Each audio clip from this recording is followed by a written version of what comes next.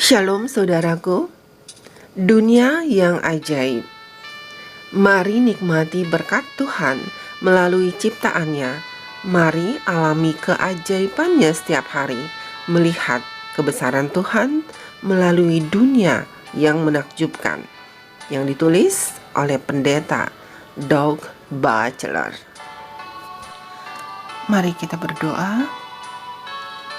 Di pagi hari yang indah ini Tuhan, kami datang padamu, menaikkan puji syukur limpah terima kasih atas nafas kehidupan yang Kau berikan bagi kami. Saat ini Tuhan, kami siap untuk mendengarkan firman Tuhan. Tolong kami untuk bisa mengerti maksud Tuhan dalam kehidupan kami. Dalam nama Anak-Mu Yesus Kristus, kami berdoa. Amin. Kesehatan dan biologi manusia. Judul renungan hari ini, sentuhan manusia. Ayat inti terdapat dalam kitab Markus 1 ayat 41. Demikian firman Tuhan.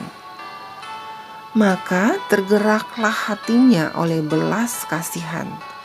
Lalu ia mengulurkan tangannya, menjamah orang itu dan berkata kepadanya, "Aku mau, jadilah engkau tahir." Penjelasannya, pada tahun 1915, Dr. Henry D. Chapin melaporkan situasi yang terjadi di rumah perawatan bayi di seluruh Amerika Serikat, bahwa hampir setiap anak di bawah 2 tahun meninggal. Tingkat kematian di rumah-rumah perawatan tersebut hampir 100%. Harap diketahui bahwa bayi-bayi itu diberikan makanan dan situasi bersih yang memadai. Dr. Chapin bertanya-tanya apa masalah yang sebenarnya. Dia kemudian mendapati bahwa ada kebijakan untuk tidak menimbang bayi yang diterapkan pada saat itu di rumah perawatan tersebut. Dengan demikian, bayi-bayi itu meninggal dunia karena kurang sentuhan. Selama Perang Dunia Kedua, sebuah panti asuhan di London adalah gudang yang menerima gelombang kedatangan bayi-bayi yang tidak diinginkan. Anak-anak yang ada di panti asuhan tersebut hanya diberikan perawatan dasar seperti makanan, pakaian, dan tempat tinggal. Hanya itu yang bisa mereka lakukan karena banyaknya kebutuhan fisik lain yang lebih dibutuhkan. Khusus di panti asuhan ini, tingkat kematian anak-anak sangat tinggi. 50% dari semua bayi yang dititipkan di panti asuhan tersebut meninggal dunia dalam waktu 1,5 tahun setelah kedatangan mereka. Saat itu, mereka tidak mengerti apa yang kita ketahui saat ini, yaitu tentang pentingnya sentuhan manusia dan perannya dalam kesejahteraan fisik dan emosional bayi.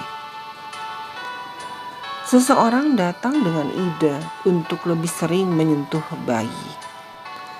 Bukan hanya ketika mereka diberi makan atau pakaian.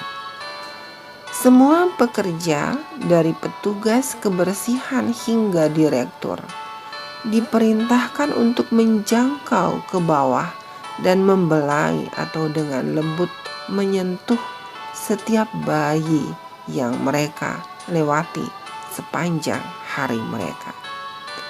Mereka tidak diharuskan menggendong atau menghabiskan banyak waktu untuk sentuhan fisik lainnya. Mereka hanya perlu menyentuh. Hasil dari mandat baru ini sangat mencengangkan. Dalam 2 tahun, angka kematian bayi di panti asuhan tersebut turun dari 50% menjadi 15%. Sejarawan abad ke-13, Salim Bene menggambarkan sebuah percobaan yang dilakukan oleh Kaisar Jerman Frederick II yang ingin tahu apa bahasa yang akan digunakan seorang anak jika dibesarkan sendiri tanpa mendengar kata-kata sama sekali. Dalam percobaan tersebut, bayi diambil dari ibu mereka dan dibesarkan dalam isolasi. Hasilnya adalah bahwa mereka semua meninggal dunia. Salim Bene menulis pada tahun 1248 bahwa mereka tidak dapat hidup tanpa belayan. Kebanyakan manusia pun tidak bisa. Bayi manusia sangat membutuhkan kasih sayang yang lembut untuk bertahan hidup. Orang dewasa yang tidak bersentuhan mungkin tidak mati secara fisik, tetapi mereka akan mengalami penyusutan emosional dan sosial. Saudaraku, mungkinkah ini sebab mengapa kemanapun Yesus pergi, dia menjamah orang? Apakah dia memberkati anak-anak atau menyembuhkan penderita kusta? Yesus menjadikan prioritasnya untuk menjangkau dan menyentuh orang dengan penuh kasih. Siapa yang akan saudara berkati hari ini dengan sentuhan kasih Kristiani saudara? Mari kita berdoa. Ya Tuhanku yang baik, yang bertahta dalam kerajaan surga, terima kasih atas renungan yang baru saja kami dengar. Tolong kami Tuhan, dengan sentuhan yang lemah lembut kepada sesama. Sentuhan kasih Yesus menolong hidup kami disembuhkan dari banyak hal dosa. Kiranya iman Kristiani kami disembuhkan. Terima kasih Tuhan atas kasih kemurahan Tuhan dalam kehidupan kami. Tolong dengar doa kami Tuhan. Dalam nama anak-Mu Yesus Kristus kami berdoa. Amin. Saudaraku, demikianlah renungan kita hari ini. Tuhan memberkati. Amin.